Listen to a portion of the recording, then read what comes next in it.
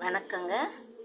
இப்போ தக்காளி சாம்பார், இட்லி தோசைக்கு தக்காளி சாம்பார்.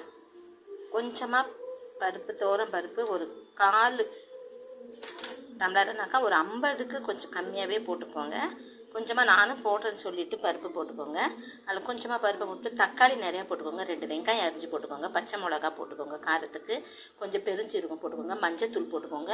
கொஞ்சமாக வீட்டு குழம்பு மிளகாய்த்தூள் 1 டீஸ்பூன் போட்டுக்கோங்க. இல்லை 1/2 டீஸ்பூன் போட்டுக்கோங்க போதும். இது எல்லாத்தையும் போட்டுட்டு இதில் நம்ம உப்பு போட்டுட்டு நம்ம விசில் போட்டுரும். ஒரு 4 விசில் வச்சிடணுனாக்கா இது நல்லா குழைய வெந்ததுக்கப்புறம் எடுத்து நம்ம கடைஞ்சிடுவோம். எடுத்து கடைஞ்சிட்டு கொதிக்க விடுவோம். கொதிக்க விட்டுட்டு கொஞ்சமாக ஒரே 1 டீஸ்பூன் அளவுக்கு நம்ம இட்லி மாவு அதில் கொஞ்சம் சேர்த்துக்குவோம். அது நல்லா கொதித்து வந்த பிறகு அதுக்கப்புறம் நம்ம ஒரு துண்டு இஞ்சி, இந்த அளவுக்கு இஞ்சி தாளிப்புக்கு கொஞ்சம் இஞ்சி, ஒரு பூண்டு ஒன்று எடுத்து பூண்டு இஞ்சி தட்டி வச்சுக்கோங்க. கொஞ்சமாக அது கூட பெருஞ்சீரகமும் போட்டு தட்டி எடுத்து வச்சுக்கோங்க. அதுக்கப்புறம் நம்ம அதை தாளிப்பு அது எண்ணெய் ஊற்றி கடுகு போட்டு இந்த இஞ்சி பூண்டு பெருஞ்சீரகம் எல்லாத்தையும் போட்டு 2 காஞ்ச மிளகா போடுங்க. கருவேப்பிலை போட்டு பெருங்காயத்தூள் போட்டு எடுத்து நம்ம தாளித்து கொட்டி இறக்கணும்னா நமக்கு சுவையான நல்ல ஒரு தக்காளி சாம்பார் ரெடி ஆகிடும். நான் செஞ்சு காட்டிட்டு வரேன் பாருங்கள். நான் குக்கர் விசில் போட்டு வரேன். இப்போது நம்ம எல்லாத்தையும் கடைச்சி சாம்பாரில் கொஞ்சம் மாவு போட சொன்னேன் இல்லைங்களா, இட்லி மாவு ஒரு பெரிய டீஸ்பூன் நிறையா 1 டீஸ்பூன் போட சொன்னேன். அவ்வளோதான். இது கொச்சிச்சு. இப்போ இது நம்ம தாளிப்பு போட்டுட்டு இறக்கிடுவோம். இப்போ தாளிப்புக்கு கடுகு, ஒரு 2 வெந்தயம், ஒரு 2 சீரகம், ஒரு 2 மிளகு, அப்புறம் நம்ம இடித்து வச்சுருந்தோம் இல்லையா, இஞ்சி பூண்டு பெருஞ்சீரகம் கருவேப்பிலை காஞ்ச மிளகா, அது கடுகு பொரியட்டும். பொரிஞ்சோடனே இதை போட்டுருவோம்.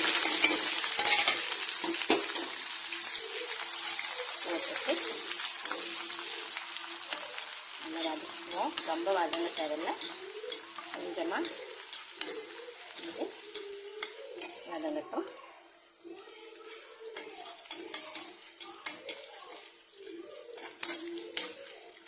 கொஞ்சம் பெருங்காயத்தூள் போட்டுக்கலாம்.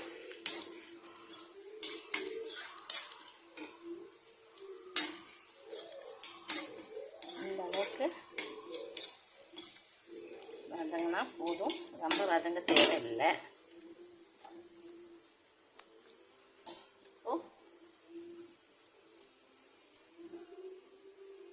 நம்ம இதில் போட்டுருவோம்.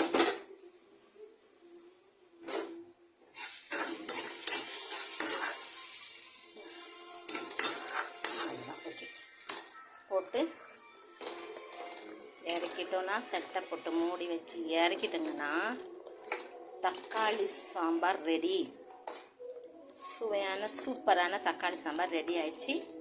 நம்ம இதில் கொஞ்சோண்டு கொத்தமல்லி போடலாம். இது ஒன்றும் அவசியம் கிடையாது. தேவைப்பட்டால் நம்ம போட்டுக்கலாம், இல்லைன்னாக்கா ஒன்றும் தேவையில்லை. கருவேப்பிலை போதும். அவ்வளோதாங்க, தக்காளி சாம்பார் ரெடி ஆயிடுச்சு. நீங்களும் ட்ரை பண்ணி பாருங்கள், நல்லாயிருக்கும். நல்லா இருந்ததுன்னா செஞ்சு பார்த்துட்டு கமெண்ட் பண்ணுங்கள், சப்ஸ்கிரைப் பண்ணுங்கள்.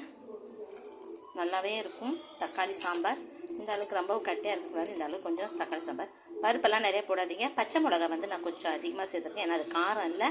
உங்களுக்கு எந்த அளவுக்கு காரம் வேணுமோ நீங்கள் அந்த அளவுக்கு நீங்கள் பச்சை மிளகா சேர்த்துக்கினாக்கா போதும்.